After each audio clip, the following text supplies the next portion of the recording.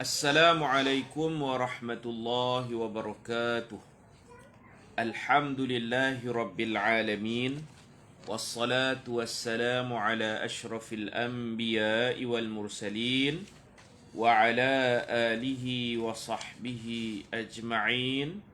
Rabbi shrah li sadri wa yassir li amri wahlul 'uqdatam min lisani yafqahu qawli. Subhanaka la ilma lana illa ma 'allamtana innaka antal alimul hakim wala hawla wala quwwata illa billahil aliyyil azim. Allahumma anta rabbi la ilaha illa anta khalaqtani wa ana 'abduka wa ana 'ala 'ahdika wa wa'dika mastata'tu. A'udzu bika min syarri ma sana'tu. Abu'u laka bi ni'matika 'alayya wa abu'u bi dhanbi faghfir li fa innahu la yaghfiru adh-dhunuba illa anta. Alhamdulillah, muslimin dan muslimat, mudah-mudahan kita semua dikasihi dan dirahmati oleh Allah Subhanahu wa ta'ala. Petang ni insya-Allah dalam masa yang ringkas kita akan cuba khatamkan kitab ini. Mudah-mudahan pagi besok kita boleh mula dengan kelas Sirah Nabawiyah menggunakan kitab ringkasan Sirah Nurul Yaqin insya-Allah. Petang ni kisah ke-40 secara ringkas insya-Allah. Sabar dan berani dalam mempertahankan akidah. Allah berfirman, Qutila ashabul ukhdud an-nari dhatil waqud idhum 'alayha qu'ud wa hum 'ala ma yaf'aluna bil mu'minina syuhud. Surah Al-Buruj ayat 4 hingga ayat 7. Maksudnya celakalah kaum yang menggali parit. Ini satu terjemahan. Terjemahan yang kedua, qutila telah dibunuh. Qatala membunuh. Qutila dibunuh. Allah bercerita. Qutila telah dibunuh ashabul ukhdud, orang-orang parit. Pemilik parit. Sebab mereka ni dibunuh, ditolak masuk dalam parit panjang yang dinyalakan api. Mereka mati rentung, terbakar dalam parit yang panjang. Ukhdud jamak khandaq. Khandaq parit, ukhdud parit-parit. Ashab ini jamak sahib. Owner, pemunya, pemilik. Sahib al-khandaq. Ashab al-ukhdud. Pemilik parit-parit. Jadi qutila ni kalau terjemah harfiahnya dibunuh. Mereka mati terbunuh. Qatala membunuh. Kalau imbuhan di itu dia bunyi qutila. Macam duriba, dipukul. Daraba, memukul. Jalasa, duduk. Julisa, diduduk. Ajlasa, ujlisa, didudukkan. Adkhala, udkhila, dimasukkan. Itulah dalam bahasa Arab. Jadi ada kisah seorang raja yang kejam, yang zalim, paksa rakyat sembah diri dia. Rakyat tak mau sembah.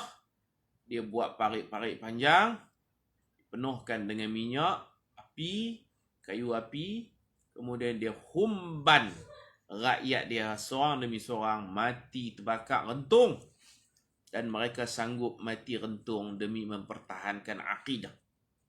Ada yang digergaji kepala, ada yang disikat dengan sikat-sikat besi sehingga keluar daging tinggal tulang. Nabi SAW bercerita kepada Sayyidina Khabbab bin Ard, bersabarlah wahai Khabbab. Khabbab ni dia kena besi panah dekat badan dia. Nabi Muhammad kata bersabarlah.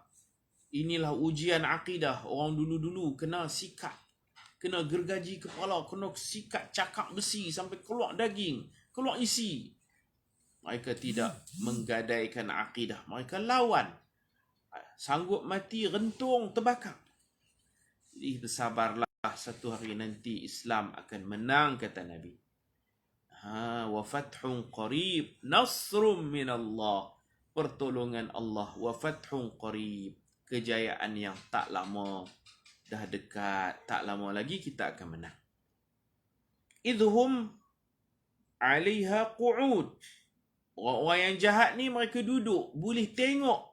Tanpa rasa belas kesian. Qu'ud, mereka duduk. Qa'ada, duduk. Mereka dilaknat ketika mereka duduk di kelilingnya. Qu'ud ni daripada berdiri, turun bawah tu orang panggil qu'ud. Qa'ada, yaq'udu qu'udan. Qu'ud. Daripada berdiri tegak, kita ambil kursi, kita duduk. Itu qu'ud. Kalau dari bawah, kita tidur. Atau kita sujud. Kita memang duduk di lantai dah. Kita memang kat lantai kita sujud. Dari sujud kita angkat. Kita duduk dari sujud itu dipanggil julus. Orang yang sedang menerap di lantai, kita nak suruh dia duduk, kita kata ijlis. Bangun duduk. Bangun duduk. Orang yang sedang bangun, kita nak suruh dia turun duduk, kita kata uq'ud. Itu beza dia.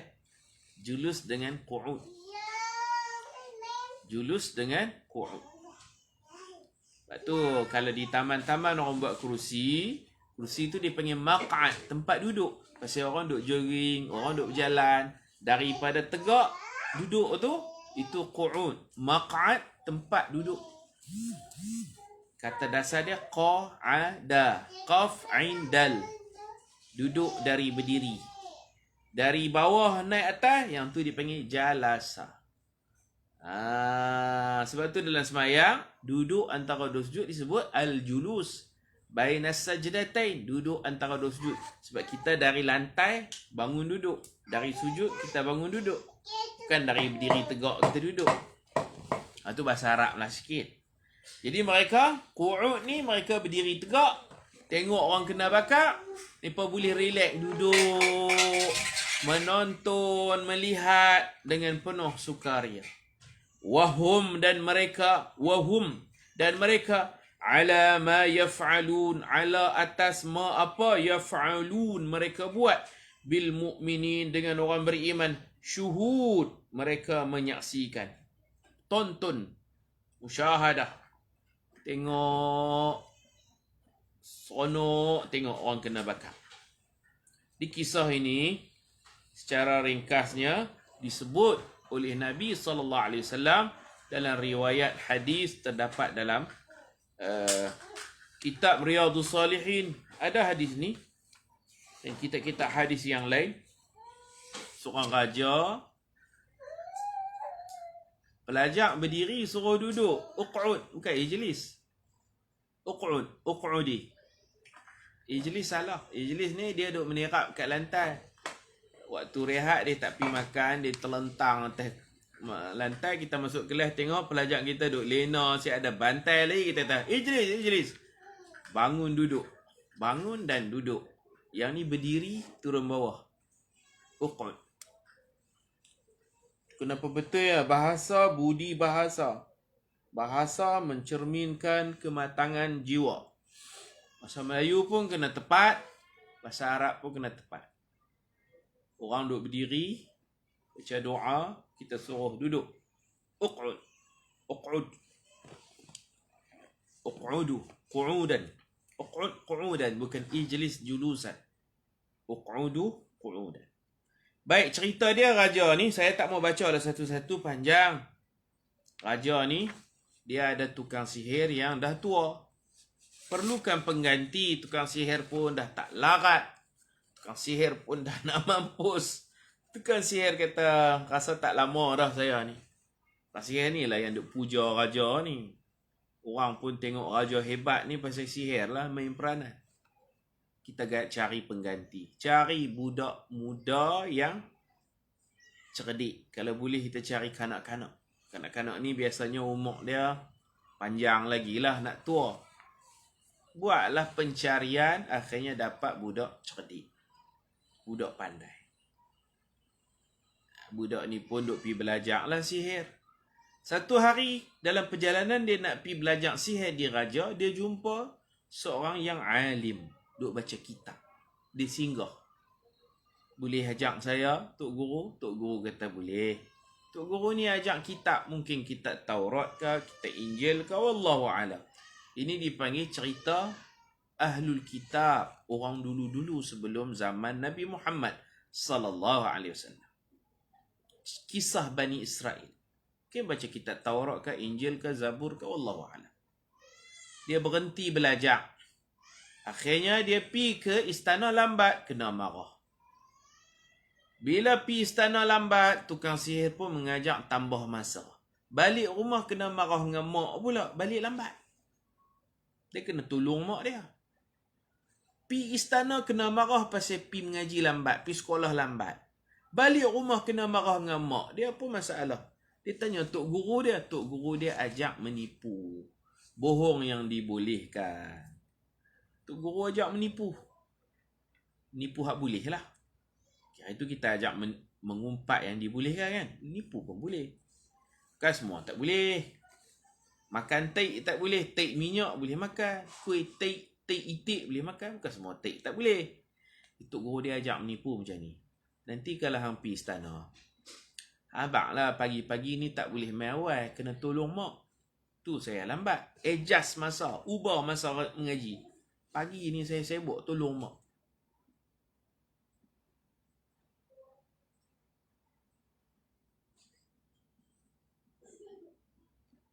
Kalau yang uzuk tak boleh solat berdiri, maka boleh duduk. Duduk tu julus ke qu'ud. Tengok kalau dia jenis duduk berbaring tu. Dia duduk tu duduk julus. Kalau dia boleh jalan sana sini tapi dia nak berdiri tak larat. Dia bolehlah berdiri tapi tak larat. Dia berdiri dulu. Takbiratul ihram berdiri, lepas tu duduk. Yang tu qu'ud. Macam sahabat Nabi. Ni cerita bahas mayang. Pak bahasa lah. Ustaz Abdul Latif. Seorang sahabat Nabi nama Imran bin Husain. Sayyiduna Imran bin Husain. Dia kata, kanat bi bawasir. Saya diuji Allah penyakit bawasir. Saya tanya Nabi macam mana saya nak semayang. Nabi kata, salli qa'iman. Semayang berdiri. Tak ada pilihan. Fa'illam tastati' kalau kamu tak mampu berdiri. Faqa'idan. Berdiri itu tak mampu berdiri lama. Qu'ud. Faqa'idan. Duduk lah. Diri saat, rasa tak boleh diri lama, duduk. Fa'illam tastati' duduk tu qa'idan. Qu'ud. Kalau tak mampu nak qu'ud, nak duduk, fa'ala jambin. Berbaring. Ikutlah penyakit tu macam mana. Ada penyakit buasir ni boleh berdiri. Ada penyakit buasir kena duduk. Ada penyakit buasir duduk tak boleh, dia tak selesa, dia kena berbaring. Kalau tak mampu juga bertelentang. Itu hadis berkaitan fattaqullah mastata'tum. Patuh arahan Allah sekadar mana yang kita mampu. Al-maisur la yasqutu bil ma'sur. Al-masyaqqah tajlibu at-taysir. Banyak kaedah-kaedah berkaitan orang uzur. Baik. Jadi dia pun pergi mengaji lambat, dia bohong. Dia kata di rumah ada kerja macam-macam. Minta maaf kita ejah masa. Dulu pukul 8 lah 9.30 baru mula kelas. Tak apa. Bila balik pula, dia bohong mak dia pula. Dia kata, mak, tukang sihir ni dah tua. Mungkin dia nak mati dah. Dulu dia ajak sejam lah, dia ajak 2 jam. Bohong ibu pun boleh terima. Ngaji dua-dua. Syariat kita tak boleh mengaji sihir. Tak boleh. Haram. Dia tak apa, dia syariat lain. Syar'u man qablana laisa syar'an lana. Syariat umat-umat dulu bukan syariat serupa macam kita, tak serupa. Syar'u man qablana laisa syar'an lana. Itu kaedah fiqh. Syariat dulu-dulu bukan macam syariat kita, tak sama. Dulu boleh dia mengaji dua-dua, lepas tu dia timbang mana baik mana buruk. Dia mengaji sihir bukan untuk beramal, nak ambil tahu aja. Kita tak boleh. Nabi melarang. Jangan beralasan mengaji bila santau, sihir, ilmu hitam. takat nak ambil tahu, tak boleh. Kerana sudah banyak terbukti orang yang belajar kemudian dia akan amalkan. Bila dia ada ilmu, dia dengki, dia akan guna ilmu hitam itu. Maka daripada awal lagi, sadduz zara'i', Islam punya kaedah menutup kejahatan. Tak usah duk mengaji sihir. Haram mengaji sihir. Kalau beramal, tambah lagi haram. Mengaji tu dah haram dah. Jadi kita cerita syariat dulu, dia mengaji dua-dua. Akhirnya dia hebat. Dia boleh berubat orang sopak dia sapu tu ya. Sapu hilang. Orang buta pun dia ni. Antara orang yang dia ubat, dia rawat. Dia rawat. Dia jadi mu'allij, perawat. Yang bagi sembuh lega tu Allah kan, dia merawat. Antaranya pegawai raja yang buta, bukan tukang sihir, orang lain buta, main kat dia. Dia dakwah dulu, ajak sembah Allah, masuk Islam, dia sapu mata, celek. Maka terdedahlah di kalangan kerabat raja, terkejut tengok, orang tua ni buta, celek. Siapa yang berubat? Orang tua ni kata yang bagi ubat, yang bagi sembuh, Allah. Tuhan kita Allah. Siapa rawat nang kau? Budak tu. Riuh rendah, orang pakai cari dia. Orang pakai pergi berubat dekat dia. Bomo kecil, orang panggil. Budak-budak lagi. Tak balik lagi. Boleh tak jadi wali? Di situ Nabi nak cerita wali ada. Walaupun tak balik ada yang jadi wali. Dia belum balik, dia kanak-kanak. Sabi. Sabi ni tak balik lagi. Kalau dah balik tu dipanggil syab. Remaja, pemuda kan. Syab tu remaja. Kalau besar sikit 30-an ni fata. Pemuda. Dia sabi, kanak-kanak. Sekolah rendah. Allah bagi karamah kepada dia. Berubat orang, sembuh dengan izin Allah. Nama dia pun makin terkenal. Dan pernah dia nak pergi mengaji ni, ada dekat satu tempat tu ada binatang. Katalah ada rimau ke, ada gajah ke, ada binatang buah lah. No, serigala ke apa ke. Dia baca bismillah ya. Orang pekat takut. Dia ambil batu, dia baca bismillah. Dan dia berdoa, ya Allah kau tunjuk ilmu syariah ke yang betul, ilmu sihir ke betul. Dia ambil batu, dia guna cara sihir, baling tak mati. Dia ambil batu, dia baca bismillah dengan nama Allah. Baling batu kecil, kena puf, mati. Maka bertambah yakinlah dia, ilmu sihir ni tak ada apa-apa. Ilmu yang benar, ilmu syariah. Akhirnya masyhur. Raja jadi marah lah. Raja bagi allowance dekat dia. Ajak sihir, rupa-rupanya dia tidak beramal dengan sihir. Dia dakwah orang masuk Islam. Itu pelajaran yang banyak kita dapat. Raja suruh bunuh dia, taklud. Taklud ni mana tikam tu, tak masuk dalam perut. Pisau jadi melipat. Pisau jadi gulung. Pisau jadi tumpul. Disuruh bawa ke atas bukit. Tendang dia jatuh. Dia baca doa. Allahumma kfinihim bima syi'ta. Tu doa dia. Doa kanak-kanak tu. Ya Allah, kau ajak mereka dengan cara yang kau suka. Ya Allah, kau balas kejahatan mereka mengikut cara yang kau kehendaki. Orang nak tolak dia jatuh bukit, hak nak tolak tu yang jatuh tergolek mati, dia tak jatuh. Dibawa dia tengah laut, nak dihumban dia ke dalam laut. Dia tak mati lemah, dia pandai berenang ke macam mana ke. Orang hak bawa tu yang jatuh. Mai angin ribut, kapal tu apa? Kapal terbalik. Dia baca doa, Allahumma kfinihim bima syi'ta. Ya Allah, kau ajak mereka. Mereka ni kau ajak nak bunuh aku. Kau ajak mereka. Kau balas mereka. Bima syi'ta, suka hatilah. Ikut kehendak Allah. Terpulang kepada engkau ya Allah. Kau nak buat macam mana buat? Mati lemah popok tu. Dia berenang ke tepian. Yang seronoknya, setiap kali dia selamat, dia pergi ke istana. Raja terkejut. Lah, hang tak mati lagi? Tak. Allah tak bunuh aku, tak mati. Belum ajal, tak mati. Akhirnya dia berkongsi dengan raja. Macam mana cara nak bunuh dia? Ini pengorbanan dia yang sangat besar. Dia bukan bunuh diri, tapi ini dipanggil al-istishhad. Proses nak mati syahid dengan cepat. Dia bukan bunuh diri, tapi dia nak syahid. Al-istishhad. Dia ada teroris yang buh bom masuk pasar raya, letupkan. Yang tu sia-sia. yang tu pengganas. Tetapi orang yang hidup di Palestin yang melihat mak ayah dibunuh, dia bubuh bom, dia matikan Yahudi, dia pun mati. Itu kata Dr. Yusuf Al-Qardawi, yang tu al-istishhad, yang tu bukan al-irhab, bukan teroris, tapi itu proses nak mati syahid dengan cepat. Korban diri, mati. Ini bukan al-intihar. Al-intihar bunuh diri haram. Bunuh diri haram. Jadi teroris haram. Tapi nak syahid, proses syahid tidak haram.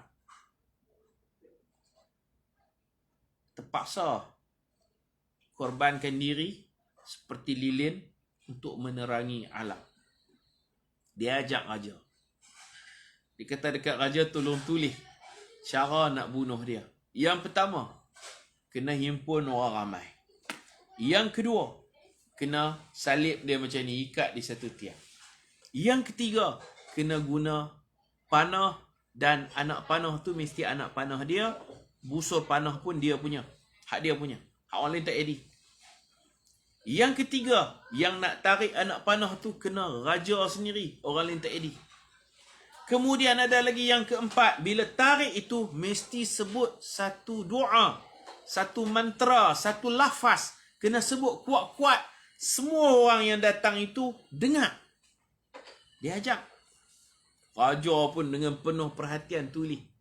Himpun orang ramai, stadium bola sepak, Dataran Merdeka. Tempat orang boleh berhimpun. Yang kedua, ikat dia. Yang ketiga, guna anak panah dia, busur dia. Yang keempat, yang nak tarik itu mesti raja. Yang kelima, kalau boleh ada mikrofon ke, pembesar suara. Supaya orang boleh dengar. Masih ada satu doa nak dibaca. Apa doa dia? Dalam bahasa Arab, raja mesti sebut, Bismillah Rabbi hadzal ghulam. Bismillah. Ini doa nak bunuh dia. Dia ajak cara-cara dia nak mati. Sanggup dia, Masya Allah. Bismillah dengan nama Allah. Rabbi hadzal ghulam. Tuhan budak ni. Tuhan kanak-kanak ni. Apa itu tarik? Tarik cekang-cekang, lepas. Kena saya mati. Allah bagi ilham dekat dia.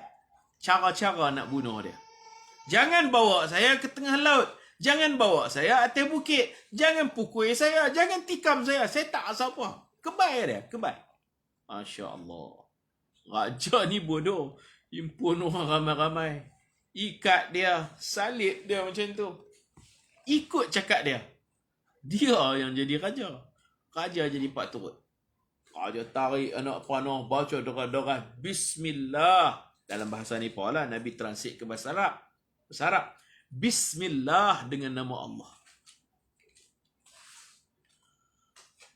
Apa maksud dia? Kemudian saliblah aku di sebatang tiang. Yalah, dia macam tu. Dia nak orang perhati, orang tengok dengan penuh debaran. Dia tak boleh pancung. Kena guna anak panah. Jadi dia berdiri macam stage, pentas. Jadi mata orang semua akan tumpu dekat dia. Bukan makna dia Kristian lah, dia tak Kristian. Salib. Salib tu makna depa tangan macam tu. Tarik anak panah, sebut dengan nama Allah. Tuhan budak ini. Anak panah tu pun bukan kena tepat, raja pun pengkak. Raja tak erti panah, pengkak. Raja panah kena tepi ni.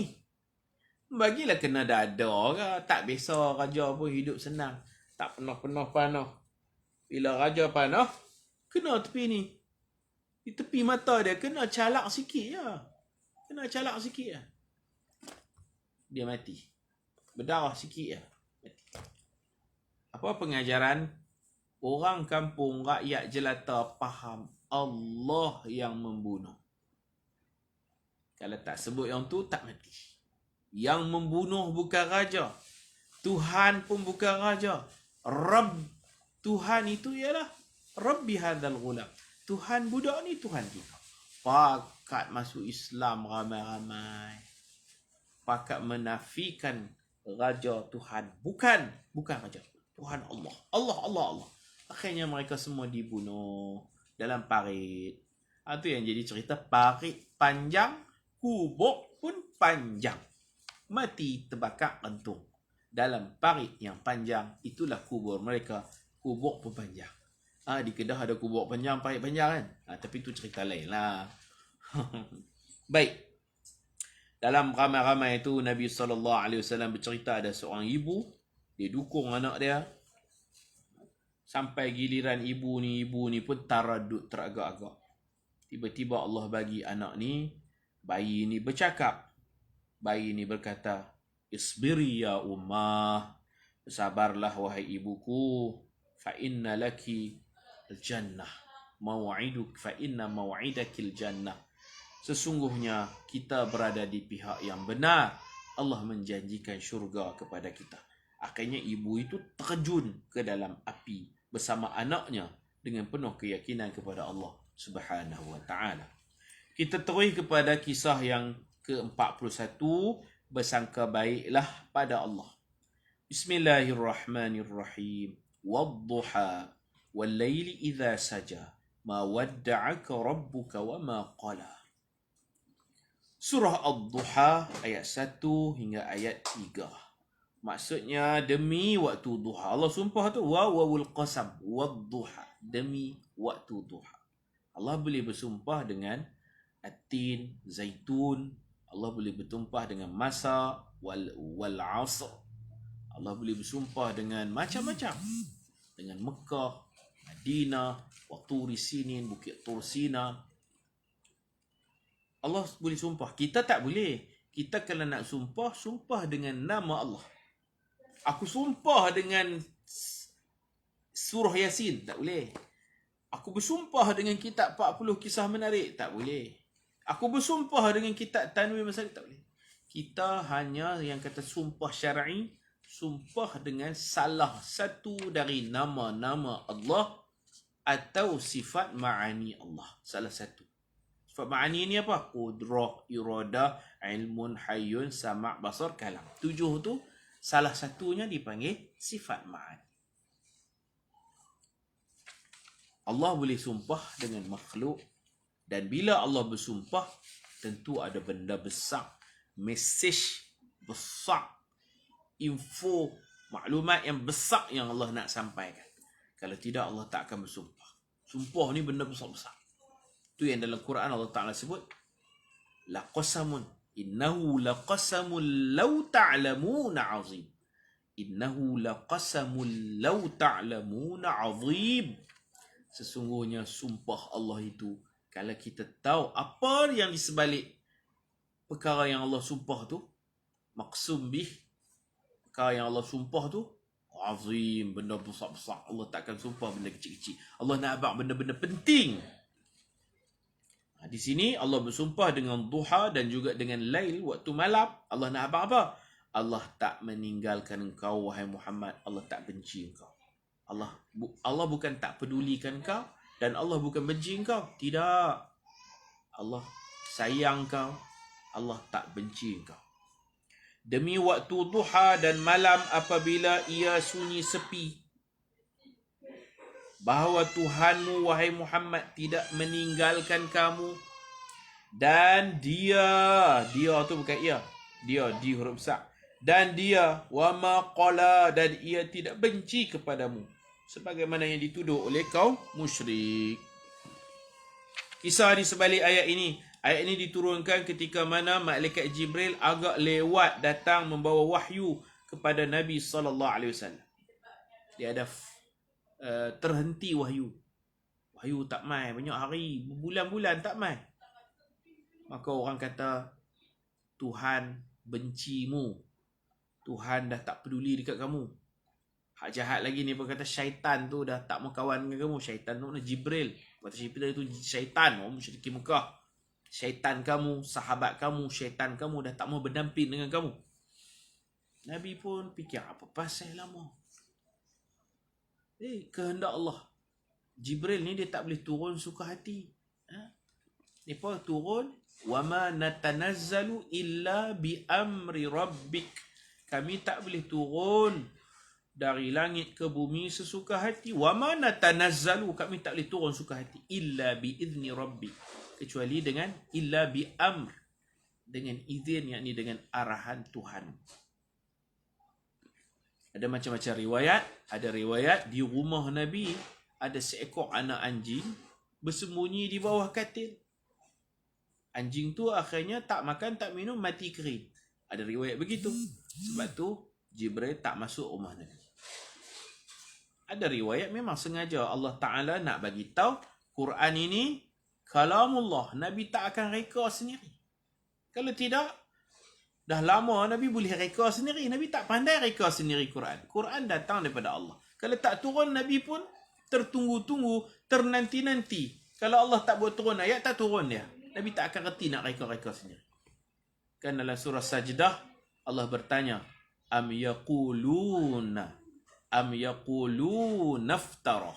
Apakah mereka mengatakan Muhammad reka sendiri Quran? Tak. Bal huwal haqq. Bahkan Quran itu memang sebenar datang daripada Allah. Am yaquluna naftarah bal huwal haqq bi rabbihim. Bertuhan. Jadi wahyu terhenti. Imam Al-Bukhari dan Muslim meriwayatkan daripada Jundub bahawa Nabi mengalami demam dan tidak dapat sembahyang berjemaah 1 atau 2 malam. Kemudian datang seorang perempuan mengejek baginda dan berkata, nampaknya syaitan yang selalu datang mengganggu kamu itu mungkin sudah pergi meninggalkan kamu. Ayat ni turun lambat. Bila turun Nabi seronok. Wadduha ni turun Nabi seronok. Lama tak turun. Rindu Nabi kepada Jibril. Lama tak turun. Bila turun Nabi takbir. Allahu Akbar, Allahu Akbar. Nama takbir apa? Takbir gembira, tabsyir. Takbir menyatakan syukur, seronok.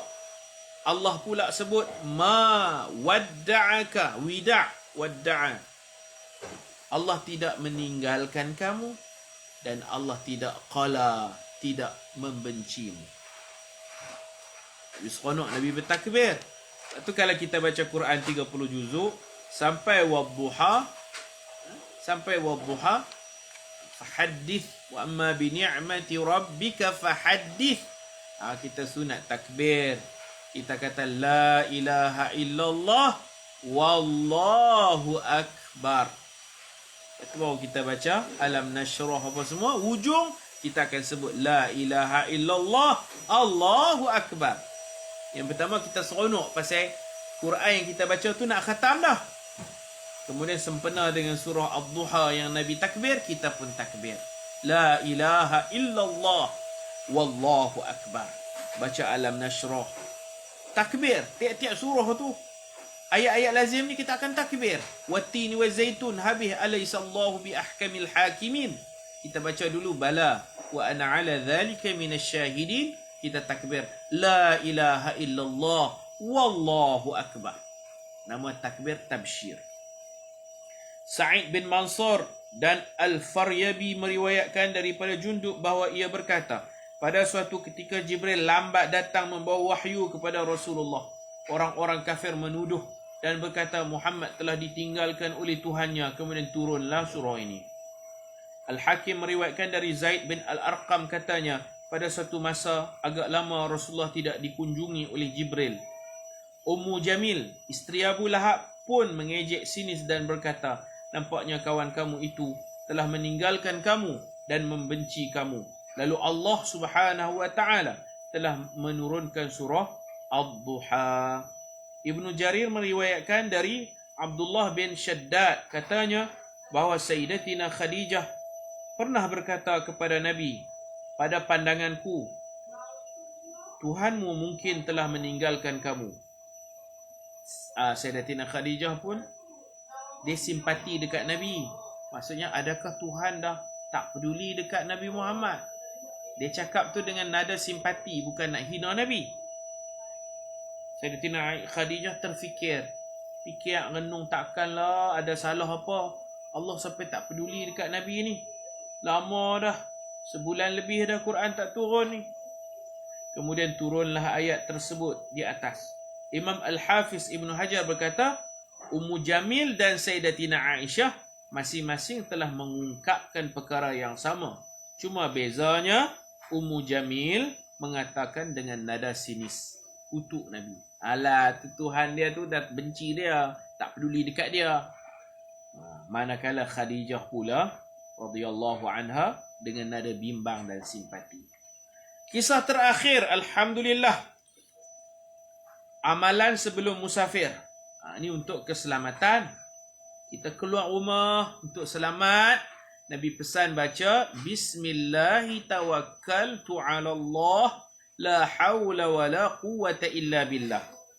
Depan, sebaik-baiknya depan pintu rumah kita keluar tu. Sebelum nak keluar, saya undur belakang. Sebelum nak keluar, kalau boleh semayang 2 rakaat sunat musafir. Sunat musafir ni sebelum keluar.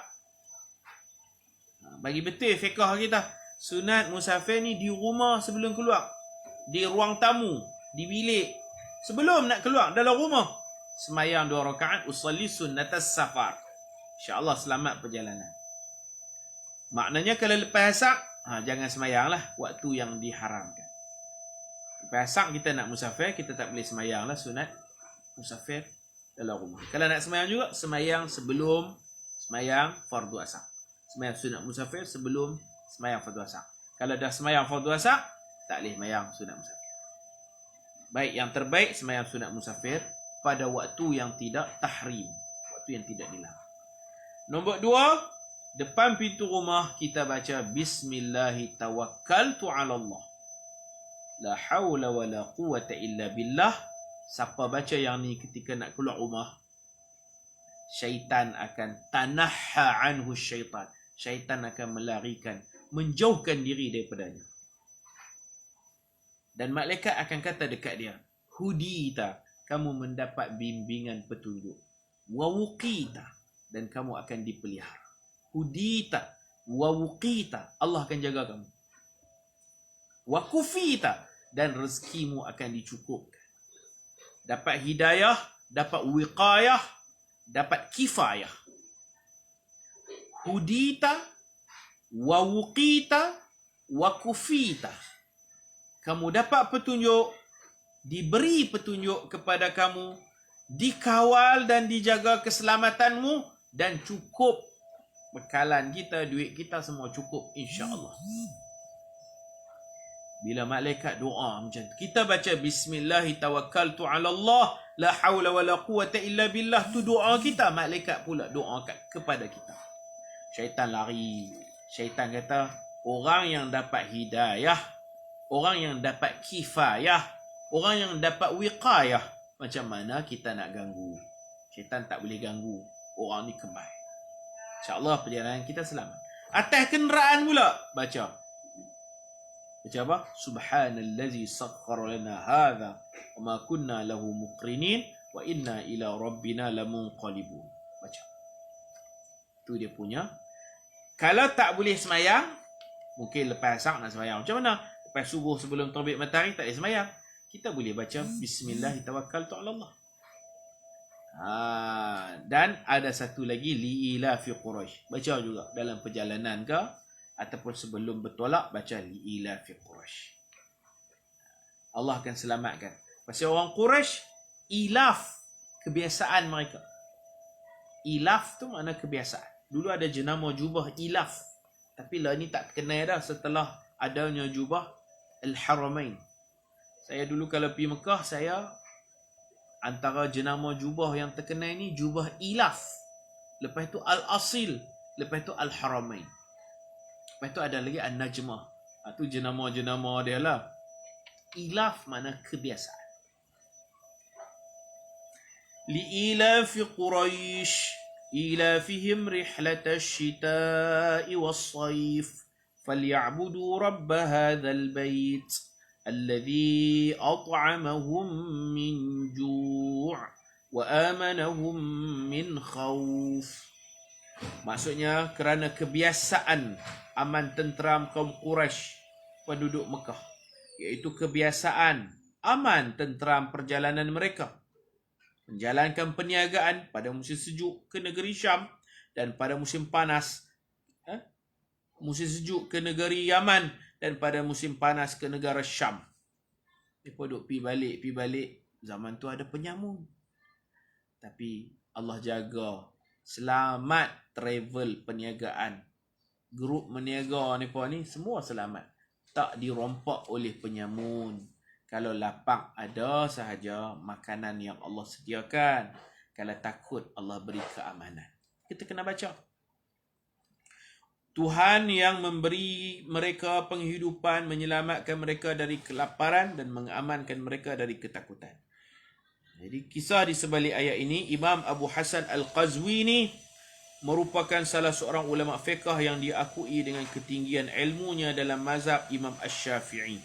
Beliau dimuliakan Allah dengan pelbagai karamah atas amal saleh dan kesucian jiwanya.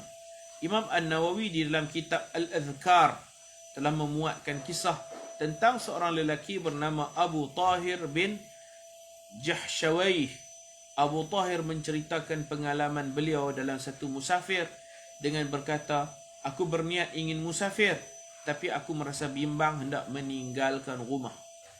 Lalu aku mendatangi Imam Abu Hasan Al-Qazwini untuk meminta doa daripadanya. Begitu dia melihatku, dia terus berkata kepadaku, sebelum aku sempat menyatakan maksud kedatanganku.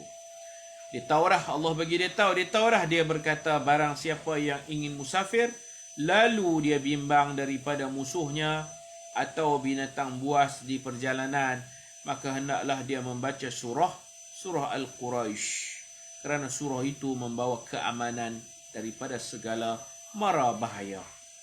Abu Tahir berkata, lalu aku pun membacanya dan aku tidak terasa apa-apa bahaya sampai sekarang. Ni karamah, ada orang-orang yang Allah Ta'ala bagi macam tu. Kita pergi nak tanya soalan, tak dan kita tanya, dia jawab dah soalan kita. Ada orang-orang yang Allah kurniakan kelebihan atas kesucian hati dan amal soleh mereka. Jadi alhamdulillah, tamat kitab kita ni. Wa sallallahu ala sayyidina Muhammadin wa ala alihi wa sahbihi wa baraka wa sallam. Walhamdulillahi rabbil alamin. Hasbunallah wa ni'mal wakil. Ni'mal maula wa ni'mal nasir. Wala hawla wala quwwata illa billahil aliyyil azim. Alhamdulillah, selesai kitab kita ni. Saya ijazahkan, bukan saya yang tulis, ni pelajar-pelajar saya yang kumpulkan. Saya cuma bimbing mereka, melatih kerja dalam kumpulan dan melatih mereka untuk menulis benda-benda yang bermanfaat. Mudah-mudahan kita boleh jadikan ini sebagai teks kuliah tazkirah kepada muslimin dan muslimat. Mudah-mudahan bermanfaat insya-Allah. Barakallahu fikum. Assalamualaikum warahmatullahi wabarakatuh. Subhanakallahumma wa bihamdika asyhadu an la ilaha illa anta astaghfiruka wa atubu ilaik. Bismillahirrahmanirrahim. Wal 'asr innal insana lafi khusr illa alladhina amanu wa 'amilus salihat wa tawasaw bil haqq wa tawasaw bis sabr. Assalamu alaikum warahmatullahi wabarakatuh.